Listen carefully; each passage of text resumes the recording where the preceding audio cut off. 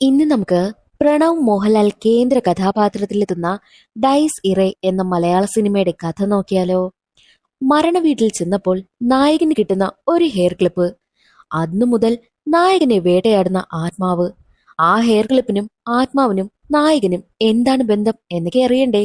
എങ്കിൽ നമുക്ക് വേഗം സിനിമയുടെ കഥയിലേക്ക് കടക്കാം. വീഡിയോ കാണുന്ന കൂട്ടുകാർ ഒന്ന് സപ്പോർട്ട് ചെയ്യാനും വീഡിയോ ഒന്ന് ഹൈപ്പ് ചെയ്യാനും മറക്കരുതേ. സിനിമ തുടങ്ങുമ്പോൾ കോൺട്രാക്ടറായ മധുസൂദനനെ കാണിക്കുന്നു. മാന്ത്രികനായ കൊടുമൺ പോറ്റിയുടെ മകനാണ് ഈ മധുസൂദനൻ. കൊടുമൺ പോറ്റി മരിച്ചിട്ടും അച്ഛന്റെ പാത പിന്തുടരാൻ മകന് താല്പര്യമില്ലാത്തതിനാലാണ് കോൺട്രാക്ടറായി മാറിയതും. എന്നിരുന്നാലും അച്ഛന്റെ ചില ശക്തികളൊക്കെ മകന് കിട്ടിയിട്ടുണ്ട്. മധുസൂദനന് സൈറ്റിലെത്തിയപ്പോഴോ എന്തോ സംഭവിക്കാൻ പോകുന്നു എന്ന തോന്നലുണ്ടായി. ഉടനെ തന്നെ കോൾ വരും. അടുത്ത വീട്ടിലെ കനി എന്ന പെൺകുട്ടി കിണറ്റിൽ ചാടി ആത്മഹത്യ ചെയ്തെന്ന്.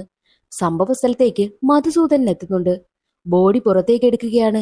കനിയുടെ സഹോദരനായിട്ടുള്ള കിരണാണ് ആദ്യം ബോഡി കണ്ടതും. അതുകൊണ്ട് തന്നെ അവൻ പേടിച്ച് വിറച്ചാണ് നിൽക്കുന്നതും. ബോഡി പുറത്തെടുത്തപ്പോൾ ഒരുപാട് സമയമായതിനാൽ ബോഡിയിൽ മാറ്റമുണ്ടായിരുന്നു. കണ്ടാൽ പേടിയാകും വിധമായിരുന്നു ഡെഡ് ബോഡി. കണ്ണുകൾ വരെ ഒരു വല്ലാത്ത രീതിയിലായിട്ടുണ്ട്. ആ ഒരു സീൻ അവിടെ അവസാനിച്ച് പിന്നീട് കാണിക്കുന്നത് ഒരു വലിയ വീടാണ്. ആ വീട്ടിലാണ് നമ്മുടെ കഥാനായകനായ റോഹൻ ഉള്ളതും. റോഹൻ ഒരു ആർക്കിടെക്റ്റ് ആണ്. പാരമ്പര്യമായിട്ട് ഇവർ നല്ല കാശുകാരാണ്.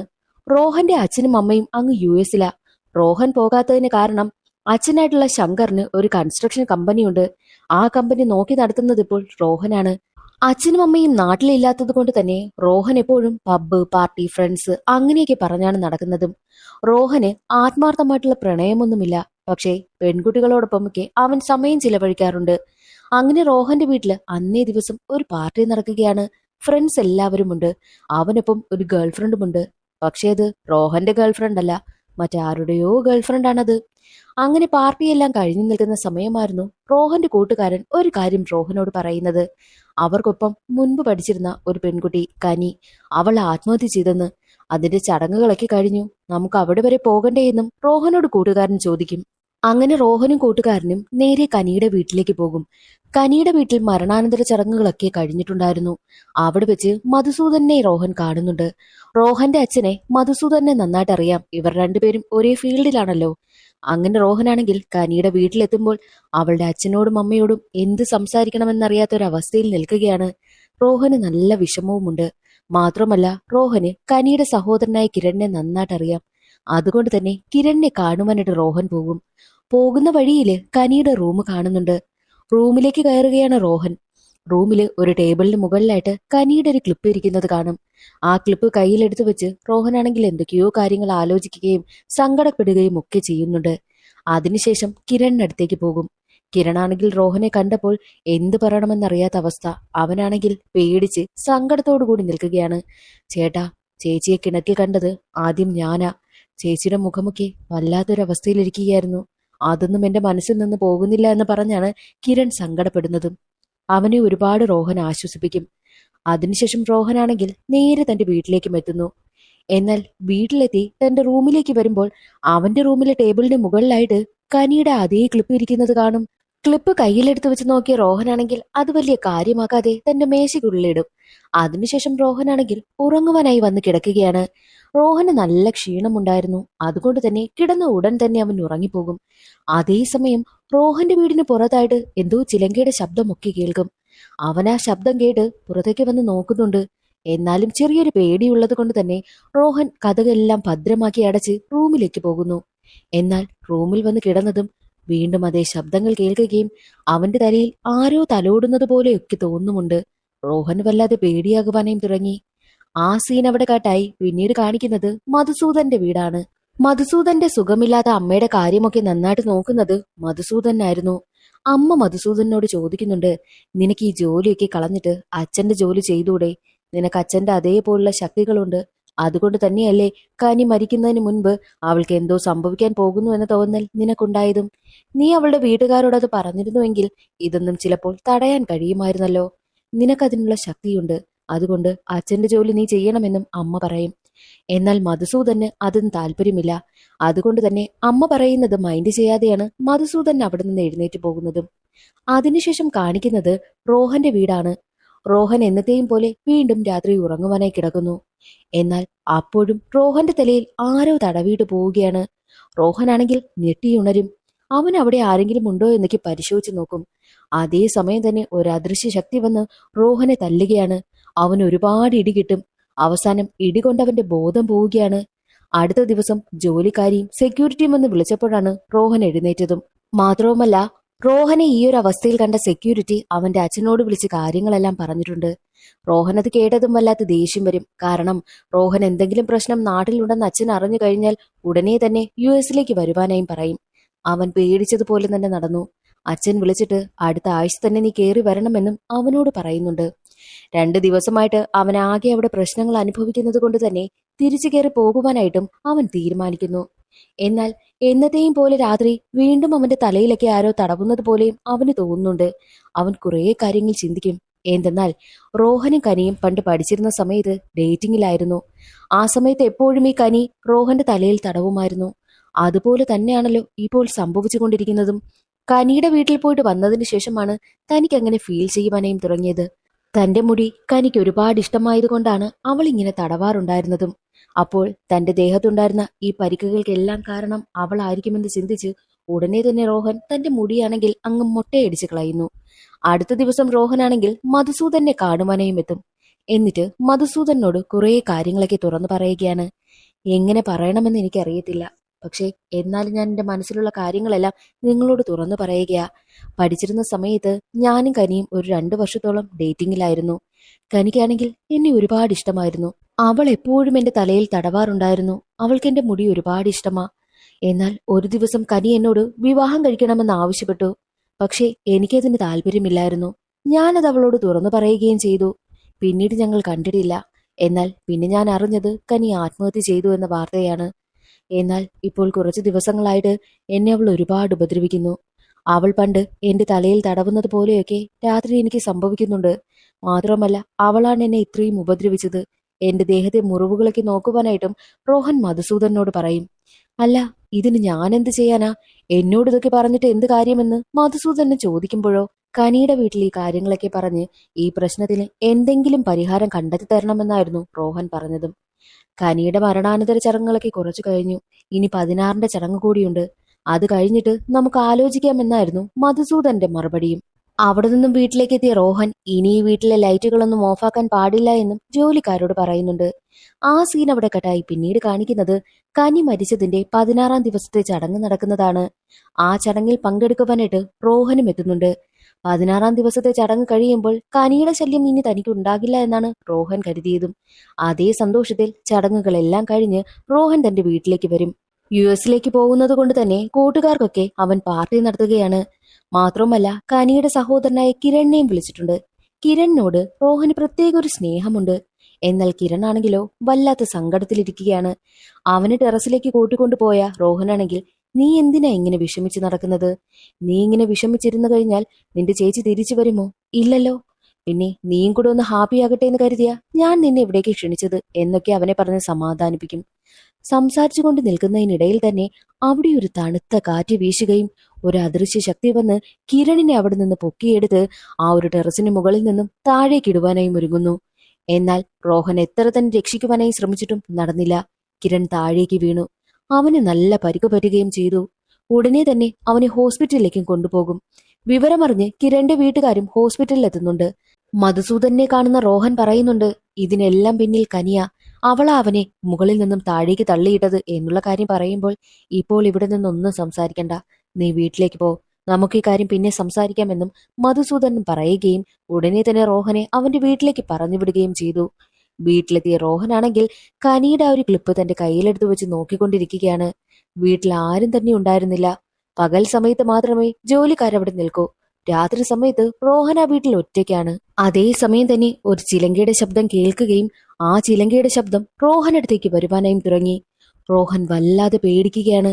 അപ്പോഴാണ് കഥയിലൊരു ട്വിസ്റ്റ്. എന്തെന്നാൽ ഇത്രയും നാള് റോഹൻ കരുതിയിരുന്നത് കനിയുടെ ആത്മാവാണ് തന്നെ ഇങ്ങനെ ടോർച്ചർ ചെയ്തുകൊണ്ടിരിക്കുന്നതെന്നല്ലേ. പക്ഷെ അല്ല, അതൊരു പുരുഷന്റെ ആത്മാവാണ്. ആ ആത്മാവിനെ റോഹൻ കാണുകയും ചെയ്തു. അടുത്ത ദിവസം റോഹനെ കാണുവാൻ വേണ്ടിയിട്ട് മധുസൂദനൻ അവന്റെ വീട്ടിലേക്ക് വരികയാണ്. റോഹനാണെങ്കിൽ മധുസൂദനോട് പറയുന്നുണ്ട്, ഇത്രയും നാൾ നമ്മൾ കരുതിയത് കനിയുടെ ആത്മാവാണ് എന്നെ ടോർച്ചർ ചെയ്യുന്നതെന്നല്ലേ, പക്ഷെ അല്ല, അതൊരു പുരുഷന്റെ ആത്മാവാ, ആരാണെന്ന് എനിക്ക് അറിയത്തില്ല എന്നും റോഹൻ പറയുന്നു. വീട് മുഴുവൻ പരിശോധിച്ചു നോക്കിയ മധുസൂദൻ പറയുന്നത്, നിങ്ങൾ ഇതിനു മുൻപ് കനിയുടെ വീട്ടിലല്ലാതെ വേറെ ഏതെങ്കിലും മോർച്ചറിയോ ശവസംസ്കാര ചടങ്ങോ അങ്ങനെ വല്ലതും പങ്കെടുത്തിട്ടുണ്ടോ എന്ന് ചോദിക്കുമ്പോൾ, ഇല്ല, ഞാൻ കനിയുടെ വീട്ടിലാണ് വന്നത്. അവിടെ നിന്നും ഇവിടെ വന്നതിന് ശേഷമാണ് ഇത്രയും പ്രശ്നങ്ങൾ ഉണ്ടായത്. ഞാൻ കനിയുടെ വീട്ടിൽ വന്ന സമയത്ത് അവളുടെ ഒരു ഹെയർ ക്ലിപ്പ് ഞാൻ എടുത്തു നോക്കിയിരുന്നു. പക്ഷേ ഞാൻ ആ ഒരു ഹെയർ ക്ലിപ്പ് തിരിച്ചു വെച്ചതാണ്. എന്നാൽ എന്റെ വീട്ടിൽ വന്ന് നോക്കിയപ്പോൾ എന്റെ വീട്ടിലെ ടേബിളിന് മുകളിലായിട്ട് ആ ഹെയർ ക്ലിപ്പ് ഇരിക്കുന്നുവെന്നും റോഹൻ പറയുന്നു. അതിന് മറുപടിയായിട്ട് മധുസൂദൻ പറയുന്നത്, എല്ലാം അപ്പോൾ ആരംഭിച്ചത് അവിടെ നിന്നാ. ഒരാൾ ഒരുപാട് ആഗ്രഹങ്ങൾ ബാക്കി വെച്ച് മരണപ്പെടുകയാണെങ്കിൽ അവരുടെ ആത്മാവ് അവരുടെ സാധനങ്ങളെയും വിലപ്പെട്ട വസ്തുക്കളെയും ചുറ്റിപ്പറ്റി തന്നെ കാണും. എനിക്ക് തോന്നുന്നത് കനിയുടെ ആ ഒരു ഹെയർ ക്ലിപ്പിന് അവകാശി മറ്റാരോ ആണ്. നിങ്ങൾ ആ ഒരു റൂമിലേക്ക് പ്രവേശിക്കുന്ന സമയത്ത് ആ ഒരു ആത്മാവ് അവിടെ തന്നെ ഉണ്ടായിരിക്കാം. നിങ്ങൾ ആ ഒരു ഹെയർ ക്ലിപ്പ് കയ്യിലെടുക്കുന്നതുമൊക്കെ ആ ആത്മാവ് കണ്ടിട്ടുണ്ട്.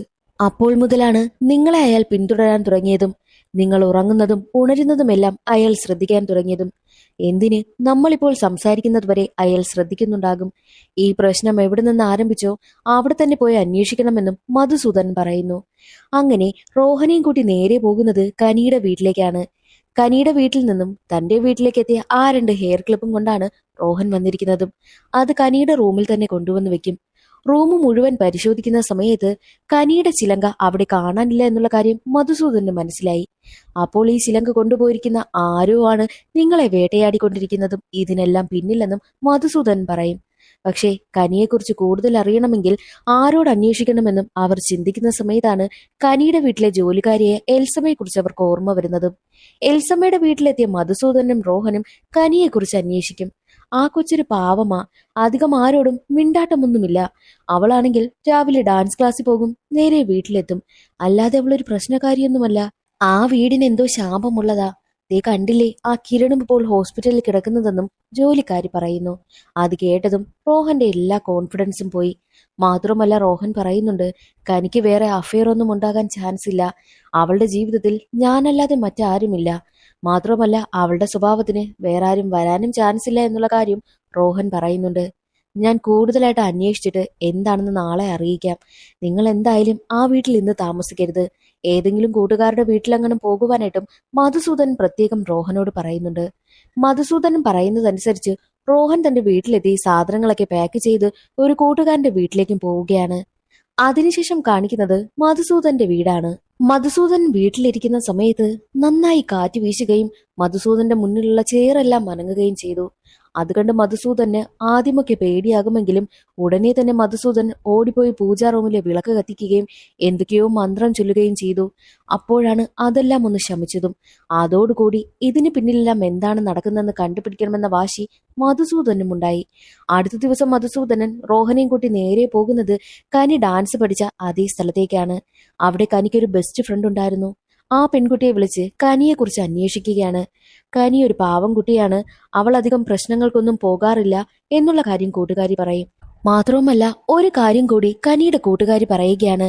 കുറെ നാളുകൾക്ക് മുൻപ് ഡാൻസ് ക്ലാസ് ഒക്കെ കഴിഞ്ഞിട്ട് വരുന്ന സമയം നന്നായി മഴ പെയ്തു. ഞങ്ങൾ രണ്ടുപേരും ഒരു കടയിൽ കയറി നിന്നു. എന്നാൽ അതിന് മുകളിലായിട്ട് ഒരു ഫോട്ടോസ്റ്റാറ്റ് കടയുണ്ടായിരുന്നു. ആ കടയിൽ ജോലി ചെയ്യുന്ന ഒരാൾ ഞങ്ങളെ വല്ലാതെ നോക്കുന്നുണ്ടായിരുന്നു. എന്നാൽ പിന്നീടുള്ള ദിവസങ്ങളിലെല്ലാം അയാൾ വല്ലാതെ ഞങ്ങളെ ഫോളോ ചെയ്യും. പക്ഷെ അയാൾ നോക്കുന്നത് കനിയാണെന്ന് പിന്നീടാണ് മനസ്സിലായതും. ഞങ്ങളത് കംപ്ലൈന്റ് ചെയ്യാനായിട്ട് ഇരുന്നതാ. വലിയ പ്രശ്നമാക്കണ്ട എന്ന് കരുതിയ കംപ്ലൈന്റ് ചെയ്യാതിരുന്നതെന്നും കൂട്ടുകാരി പറയുന്നു. ആളിനെ കാണാൻ എങ്ങനെയെന്ന് റോഹൻ ചോദിക്കുമ്പോൾ നന്നായിട്ട് മെലിഞ്ഞ് പൊക്കമുള്ള ആളാണെന്നും കൂട്ടുകാരി പറയും. കൂട്ടുകാരി പറഞ്ഞ അതേ ഫോട്ടോസ്റ്റാറ്റ് കടയിലേക്കാണ് മധുസൂദനും റോഹനും എത്തുന്നത്. കനിയുടെ കൂട്ടുകാരി പറഞ്ഞ അതേ ആളിനെ കുറിച്ച് അവരവിടെ അന്വേഷിക്കും. അവന്റെ പേര് ഫിലിപ്പ്. അവനത്ര പ്രശ്നക്കാരനൊന്നുമല്ല, അവനൊരു പാവമാ. അവനെ ഇവിടേക്ക് കൊണ്ടുവന്നത് സെന്റ് ജോസഫ് പള്ളിയിലെ അച്ഛനാണ്. അവനിപ്പോൾ സൗദിയിലാണെന്നും ആ ഒരു കടക്കാരൻ പറയുന്നു. അങ്ങനെ മധുസൂദനും റോഹനും തമ്മിൽ ചർച്ച ചെയ്യുമ്പോൾ റോഹൻ പറയുന്നത്, നമുക്കറിയേണ്ടത് ഫിലിപ്പ് ഇപ്പോൾ ജീവനോടെ ഉണ്ടോ ഇല്ലയോ എന്നുള്ള കാര്യമാണ്. എന്നാൽ മധുസൂദൻ പറയുന്നതോ, ഈ നാട്ടിൽ നിന്നും ഒരുപാട് പേര് സൗദിയിലേക്ക് പോയിട്ടുണ്ട്, അതും ഓരോ ഏജൻസി വഴിയാ. കനിയുടെ വീട്ടിൽ ജോലി ചെയ്യുന്ന എൽസമ്മയുടെ മകനായ മനു ഏജൻസി വഴിയാണ് സൗദിയിലേക്ക് പോയതെന്നുള്ള കാര്യവും മധുസൂദൻ പറയും. അങ്ങനെ അവർ രണ്ടുപേരും രണ്ടു വഴിക്ക് തിരിഞ്ഞ് അന്വേഷണവും ആരംഭിക്കുന്നു. മധുസൂദൻ നേരെ പോകുന്നത് സെന്റ് ജോസഫ് പള്ളിയിലെ അച്ഛനടുത്തെത്തിയിട്ട് ആ ഒരു ഫിലിപ്പിനെ കുറിച്ചുള്ള കാര്യങ്ങൾ അന്വേഷിച്ച് മനസ്സിലാക്കുവാനായിട്ടാണ്. എന്നാൽ റോഹൻ പോയിരിക്കുന്നത് എൽസമ്മയുടെ വീട്ടില് മനുവിനെ കുറിച്ച് അന്വേഷിക്കുവാനും മനു എങ്ങനെയാണ് സൗദിയിലേക്ക് പോയതെന്നും ആ ഒരു ഏജൻസിയുടെ ഡീറ്റെയിൽസും വാങ്ങുവാനായിട്ടാണ് റോഹൻ എത്തിയിരിക്കുന്നതും. പള്ളിയിലെത്തിയ മധുസൂദനൻ ഫിലിപ്പിന്റെ കാര്യങ്ങളൊക്കെ അച്ഛനോട് ചോദിക്കും. അച്ഛൻ കുറെ കാര്യങ്ങളൊക്കെ ഫിലിപ്പിനെ കുറിച്ചുള്ളത് പറഞ്ഞു കൊടുക്കുകയും ഒപ്പം ഫിലിപ്പിന്റെ ഫോട്ടോയും മധുസൂദനന് കൊടുക്കുന്നു. ആ ഫോട്ടോ കണ്ടതും മധുസൂദനൻ ഞെട്ടിപ്പോവുകയാണ്. മറ്റൊരു വശത്ത് എൽസമ്മയുടെ വീട്ടിലേക്ക് എത്തുകയാണ് റോഹൻ. മനുവിനെ സൗദിയിലേക്ക് കൊണ്ടുപോയ ഏജന്റിന്റെ നമ്പർ ഒന്ന് തരുമോ എന്ന് ചോദിക്കും. നമ്പർ എടുക്കുവാനായിട്ട് എൽസമ്മ അകത്തേക്ക് കയറി പോകും. എൽസമ്മയുടെ പിന്നാലെ റോഹനും കയറി പോകുന്നുണ്ട്. റോഹനാണെങ്കിൽ അവിടെ വെച്ചിരുന്ന മനുവിന് കിട്ടിയിരുന്ന ഒരു അവാർഡ് കാണും. എന്നാൽ ആ ഒരു അവാർഡ് കണ്ട് റോഹൻ ഞെട്ടിപ്പോകും. എന്തെന്നാൽ ആ ഒരു അവാർഡിൽ മനു എന്നായിരുന്നില്ല പേര് കൊടുത്തിരുന്നത്, ഫിലിപ്പ് എന്നായിരുന്നു. ഉടനെ തന്നെ റോഹൻ എൽസമ്മയോട് ചോദിക്കുന്നുണ്ട്, മനുവിന്റെ പേര് ഫിലിപ്പ് എന്നാണോ എന്ന്. അതെ, അവന്റെ പേര് ഫിലിപ്പ് എന്നാ, പള്ളിയിലെ പേര് ഫിലിപ്പ് എന്നാണെന്നും എൽസമ്മ പറയുന്നു. അതോടുകൂടി എന്തൊക്കെയോ സംശയങ്ങൾ തോന്നിയ റോഹനാണെങ്കിൽ ആ വീട് മുഴുവൻ പരിശോധിക്കുവാനായി ആരംഭിച്ചു. അപ്പോഴാണ് പുറത്തു നിന്നും പൂട്ടിയിരിക്കുന്ന ഒരു മുറി കാണുന്നതും. ആ മുറി റോഹൻ തുറന്നു നോക്കും. അപ്പോഴാണ് ഞെട്ടിക്കുന്നൊരു കാഴ്ച റോഹൻ കണ്ടതും. ആ കാഴ്ച കണ്ട് സ്തംഭിച്ചു നിൽക്കുകയാണ് റോഹൻ. എന്തെന്നാൽ ഒരുപാട് പഴക്കമുള്ള ഒരു ഡെഡ് ബോഡി കട്ടിലിൽ കിടക്കുന്നു. മാത്രവുമല്ല ആ ഡെഡ് ബോഡിയുടെ കാലില് കാണാതെ പോയ കനിയുടെ അതേ ചിലങ്ക കെട്ടിയിരിക്കുന്നതും റോഹൻ കണ്ടു. ആ കാഴ്ചകളെല്ലാം കണ്ട് ഞെട്ടി നിൽക്കുന്ന റോഹന്റെ പിന്നിലൂടെ വന്ന് ആരോ അവന്റെ തലക്കടിച്ച് വീഴ്ത്തുകയാണ്. ഉടനെ തന്നെ അവൻ ബോധം കെട്ട് വീഴുകയും ചെയ്തു. അടിച്ചു വീഴ്ത്തിയത് മറ്റാരുമല്ല, എൽസമ്മ തന്നെയാണ്. ആ മരിച്ചു കിടക്കുന്നത് എൽസമ്മയുടെ ഒരേ ഒരു മകനായ മനു എന്നറിയപ്പെടുന്ന ഫിലിപ്പ് തന്നെയാണ്. ഈ മനുവിന് കനിയെ ഒരുപാട് ഇഷ്ടമായിരുന്നു. പക്ഷെ ഒരിക്കൽ പോലും അവനത് തുറന്നു പറഞ്ഞിട്ടില്ല എന്നതാണ് സത്യവും. പക്ഷെ അവന് കനിയെ ഇഷ്ടമാണെന്നുള്ള കാര്യം എൽസമ്മയ്ക്ക് നന്നായിട്ട് അറിയാമായിരുന്നു. അതുകൊണ്ട് തന്നെ തറയിൽ കിടന്നു കിട്ടിയ കനിയുടെ ഫോട്ടോ, അവളുടെ വളകൾ, കമ്മലുകൾ, പിന്നെന്തിന് അവൾ കഴിച്ചിട്ട് കളയുന്ന ബിസ്ക്കറ്റിന്റെ കവറ് പോലും എൽസമ്മ പറക്കിക്കൊണ്ടുവന്ന് മനുവിന് കൊടുക്കാറുണ്ടായിരുന്നു. അതുകൊണ്ട് തന്നെ ഈ റൂം മുഴുവൻ കനിയുടെ സാധനങ്ങളാണ്. മാത്രവുമല്ല മനുവിന്റെ അവസാന നാളുകളിൽ പോലും കനിയുടെ ചിലങ്ക എടുത്തുകൊണ്ടുവന്ന് അവന്റെ കാലിൽ കെട്ടിക്കൊടുത്തത് തന്നെ ഈ എൽസമ്മയാണ്. കാരണം അവൻ അത്രയും കനിയെ സ്നേഹിക്കുന്നുണ്ടെന്നും അവൻ മരിക്കുന്ന സമയത്തും അവളുടെ സാമീപ്യം അവനിൽ ഉണ്ടാകണമെന്ന ആഗ്രഹമുള്ളത് കൊണ്ടാണ് എൽസമ്മ അങ്ങനെ ചെയ്തതും. ഒരിക്കൽ അവനെ തേടി ആരെങ്കിലും വരുമെന്ന് എൽസമ്മയ്ക്ക് ഉറപ്പായിരുന്നു. റോഹനായിരിക്കുമെന്ന് ഒരിക്കലും അവർ കരുതിയതേയില്ല. എന്റെ മകനെ ഞാൻ ആർക്കും വിട്ടുകൊടുക്കില്ല, ദൈവത്തിന് പോലും ഞാൻ വിട്ടുകൊടുക്കില്ല എന്ന് പറഞ്ഞുകൊണ്ടാണ് എൽസമ്മ റോഹനെ അടക്കം ചെയ്യുവാൻ വേണ്ടിയിട്ടുള്ള കുഴി വീടിന് പുറകിലായിട്ട് എടുത്തുകൊണ്ടിരിക്കുന്നതും. എന്നാൽ അതേ സമയം തന്നെയായിരുന്നു റോഹനെ വിളിച്ച് കിട്ടാത്തത് കൊണ്ട് തന്നെ റോഹനെ തിരക്കി മധുസൂദനൻ എൽസമ്മയുടെ വീടിന്റെ പരിസരത്ത് വരുന്നതും. അതേസമയം റോഹന്റെ ബൈക്ക് അത്രയും രാത്രിയായിട്ടും അവിടെ തന്നെ ഇരിക്കുന്നത് മധുസൂദനൻ കാണുന്നുണ്ട്. എന്തോ പന്തികേട് മധുസൂദനന് തോന്നുകയാണ്. നോക്കുമ്പോഴോ എൽസമ്മ വീടിന് പുറകിൽ നിന്ന് കുഴിയെടുക്കുന്നതായിട്ടും മധുസൂദനൻ കാണും. ഉടനെ തന്നെ എൽസമ്മയുടെ വീടിനകത്തേക്ക് വന്ന് നോക്കുമ്പോൾ ബോധം കെട്ടുകിടക്കുന്ന റോഹനെ കാണുകയാണ്. എങ്ങനെയൊക്കെ അവനെ വിളിച്ചുണർത്തുകയാണ് മധുസൂദനൻ. മധുസൂദനൻ അവിടെ നിന്ന് എഴുന്നേൽക്കുന്ന സമയത്താണ് മാസങ്ങളായിട്ട് പഴക്കമുള്ള മനുവിന്റെ ഡെഡ് ബോഡി കാണുന്നതും. അത് കണ്ട് മധുസൂദനൻ ഞെട്ടിപ്പോകുന്നു. മാത്രവുമല്ല ആ ഒരു ഡെഡ് ബോഡിയിലെ കാലിൽ കിടക്കുന്ന ആ ഒരു ചിലങ്കയും മധുസൂദനൻ കാണും. ഉടനെ തന്നെ മധുസൂദനൻ റോഹനോട് പറയുന്നുണ്ട്, ഈ കാലിൽ കിടക്കുന്ന ചിലങ്കയാണ് ആത്മാവിനെ ഇവിടെ നിന്ന് പോകാൻ കഴിയാതെ തടഞ്ഞു വെച്ചിരിക്കുന്നതും. അതുകൊണ്ട് ഈ ചിലങ്ക എങ്ങനെയെങ്കിലും എടുത്തു മാറ്റണമെന്നും മധുസൂദനൻ പറയും. അവർ ആ ചിലങ്ക എടുക്കുവാനായി നോക്കും. പക്ഷേ ഒരുപാട് മാസങ്ങൾ പഴക്കമുള്ള ഡെഡ് ബോഡി ആയതിനാൽ തന്നെ ചിലങ്ക അതുമായിട്ട് ഒട്ടിച്ചേർന്നിരിക്കുകയാണ്. എടുക്കുവാനേ കഴിയുന്നില്ല. നീ വേഗം പോയി അടുക്കളയിൽ നിന്നൊരു കത്തി എടുത്തുകൊണ്ട് വരുവാനായിട്ടും മധുസൂദനൻ റോഹനോട് പറയും. കത്തി എടുക്കുവാനായിട്ട് അടുക്കളയിലേക്ക് പോയ സമയം തന്നെയായിരുന്നു എൽസമ്മ അകത്തേക്ക് കയറി വന്നതും.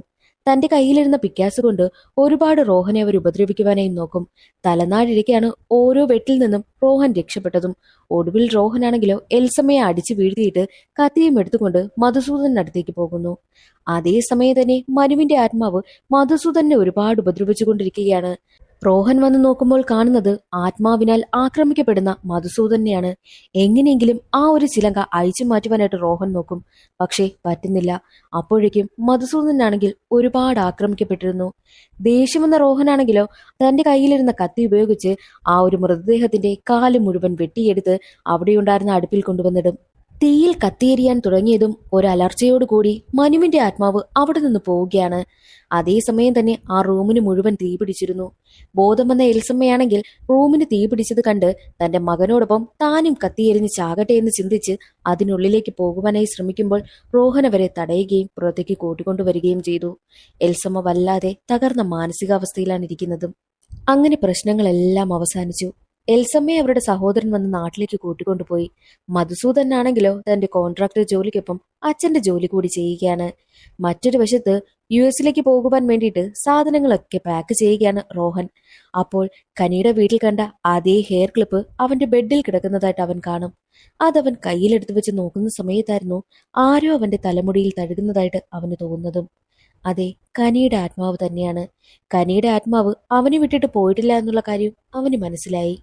അതോടുകൂടി സിനിമയുടെ കഥ അവിടെ അവസാനിക്കുകയാണ്. ഇതിൽ കനി മരിക്കുന്നത് എങ്ങനെയാണെന്ന് കാണിച്ചിട്ടില്ല. ചിലപ്പോൾ കനിയുടെ സഹോദരനായ കിരണിനെ ആ ഒരു ടെറസിന് മുകളിൽ നിന്നും താഴേക്ക് തള്ളിയിട്ടത് ഈ ഫിലിപ്പിന്റെ ആത്മാവാണല്ലോ, അതായത് മനുവിന്റെ ആത്മാവ്.